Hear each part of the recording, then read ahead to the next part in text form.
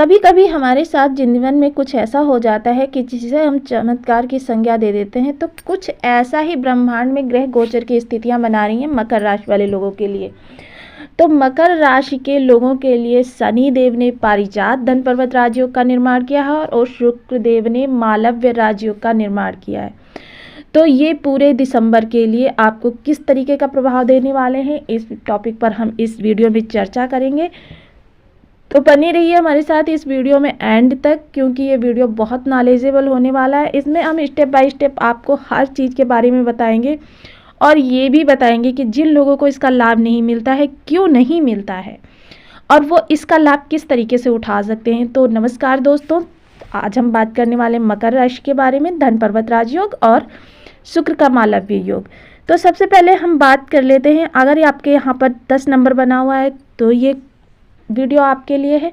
अगर कुंडली में कहीं भी चंद्रमा के साथ 10 नंबर बना हुआ है तो भी ये राशिफल आपके लिए है। अगर आपके पास कुंडली नहीं है तो इसे आप नाम राशि से भी देख सकते हैं। तो चलिए शुरू करते हैं। तो सबसे पहले देख लीजिए, आपकी लग्न में 10 नंबर बना हुआ है और आपके धन भाव में 11 नंबर बना हुआ है। इन दोनों का ही जो मालिक है वो शनि देव है। अब शनि देव अपनी मूल त्रिकोण राशि कुंभ में बैठे हुए हैं आपके धन भाव में। जब भी केंद्र या त्रिकोण में धन भाव का स्वामी बैठा होता है तो यह पारिजात धन पर्वत योग का निर्माण करता है। अब शनि देव स्वयं अपने ही घर में बैठे हुए हैं और यहाँ से देखिए, अगर देखा जाए तो ये धन त्रिकोण में बैठे हुए हैं। तो धन त्रिकोण में बैठकर ये पारिजात धन पर्वत योग का निर्माण कर रहे हैं। इसके ऊपर ये सिचुएशन किस तरीके से बनती है पारिजात धन पर्वत राजयोग, तो उसके बारे में मेरे पुरानी वीडियोस में आप देख सकते हैं। शुक्र का मालव्य योग, शुक्र देव आपके कर्म भाव में विराजमान है। तो शुक्र देव यहाँ पर आपके कर्म भाव में बैठे हुए हैं और केंद्र में बैठे हुए हैं। तो कुंडली के केंद्र में बैठा हुआ कोई भी स्वराशि का ग्रह जो है एक राजयोग का निर्माण करता है। इसके अलावा अपने मित्र के घर में बैठे हुए हैं गुरुदेव, जो शुक्र देव को शुभता प्रदान कर रहे हैं और अपना विस्तार भी दे रहे हैं। राहु देव पराक्रम भाव में कारक हो जाते हैं और कारक बनकर ये यहाँ पर इस भाव में ये यहाँ पर भाव बल भी प्राप्त करते हैं। तो ये शुभ फल प्रदान करते हैं, क्योंकि यहाँ पर इन्हें भाव बल भी प्रदान है, राशि बल भी प्राप्त है। तो इस तरीके से इनका भी शुभत्व आपको मिलेगा।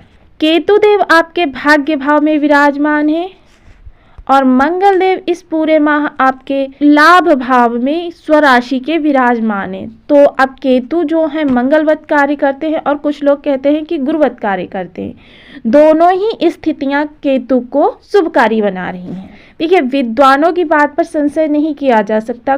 कुछ मर्मज्ञ कहते हैं कि ये गुरुवत कार्य करते हैं, कुछ मर्मज्ञ कहते हैं कि ये मंगलवत कार्य करते हैं। आपके 16 दिसंबर को यहाँ सूर्य देव विराजमान है जाएंगे। अभी तो ये यहाँ विराजमान है आपके लाभ भाव में। आपको लाभ से बहुत अच्छा अर्जन करने वाले हैं। 16 दिसंबर को बुध यहाँ पर चले जाएंगे तो ये बुधादित्य योग का निर्माण करेंगे। तो चलिए अब हम धन पर्वत राजयोग के बारे में बात कर लेते हैं। देखिए, धन पर्वत राजयोग शनि देव बना रहे हैं। शनि देव यहाँ बैठकर, देखिए जिस भाव में भी ये शनि देव जिस भाव में बैठते हैं उस भाव के फल में वृद्धि कर देते हैं, उस भाव के फल में वृद्धि कर देते हैं। 7.5 का तृतीय चरण है। तो इस समय पर आपके धन से जुड़े हुए जो भी परेशानियां पिछले समय में आ रही थी वो इस समय पर सभी दूर होंगी। ये जो 1.5 वर्ष है, देखिए पहले क्या हुआ, शनिदेव 17 जनवरी को ही आपके धन भाव में आ गए थे, लेकिन पहले अस्त हुए, फिर उदय हुए, फिर अस्त हुए, फिर वक्री हुए। अब 4 नवंबर को ये मार्गी हो गए हैं। तो मार्गी होने के बाद आपका जो ये अब मार्गी ही आपके यहाँ पर दिसंबर भर विचरण करेंगे। उसके बाद फिर ये कुछ नक्षत्रों में, और इस समय पर ये राहु के नक्षत्र में है, शतभिषा नक्षत्र में। तो यानी कि ये आपको राहु के नक्षत्र में अच्छा ही रिजल्ट करेंगे। तृतीय दृष्टि इनकी जाएगी आपके सुख भाव पर, और सुख भाव पर आप देख सकते हैं यहाँ से शुक्र की भी दृष्टि है। तृतीय दृष्टि शनि की, सप्तम दृष्टि शुक्र की, और ये देखिए मंगल का घर है, और गुरुदेव स्वयं यहाँ पर विराजमान है।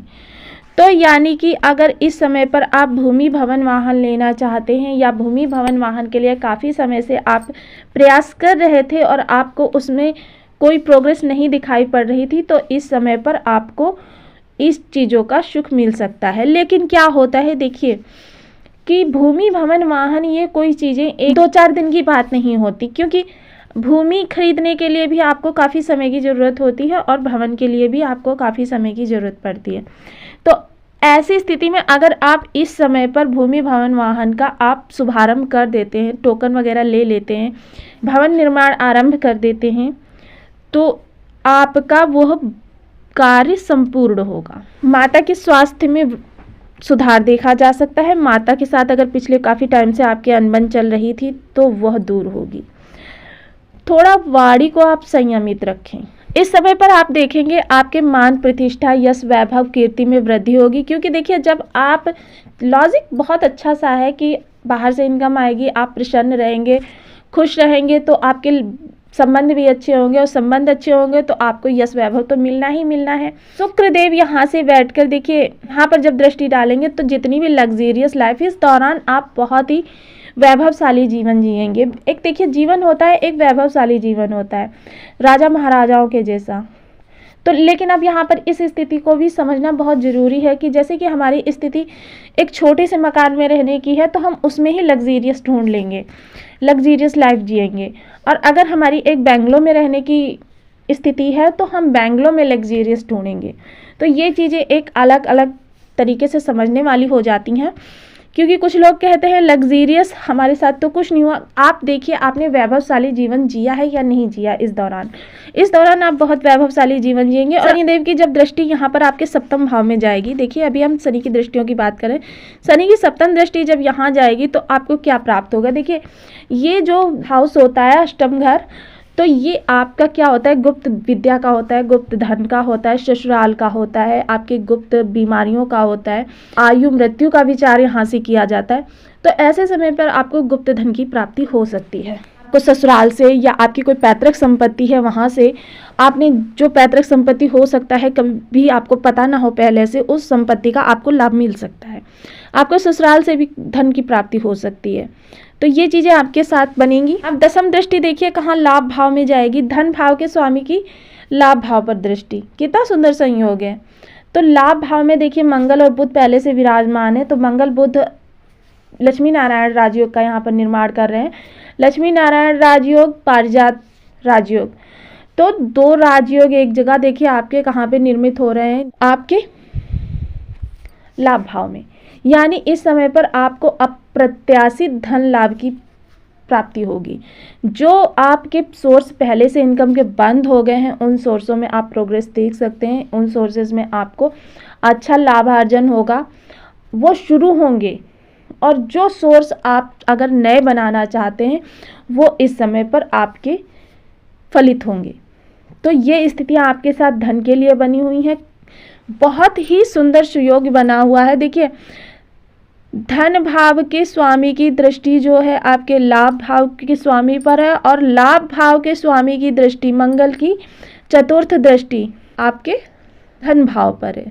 तो ऐसा सुंदर सुयोग शायद पहले बना हो आपके साथ में, लेकिन इस समय पर जो ये सुंदर संयोग बना हुआ है, बहुत अच्छा बना हुआ है।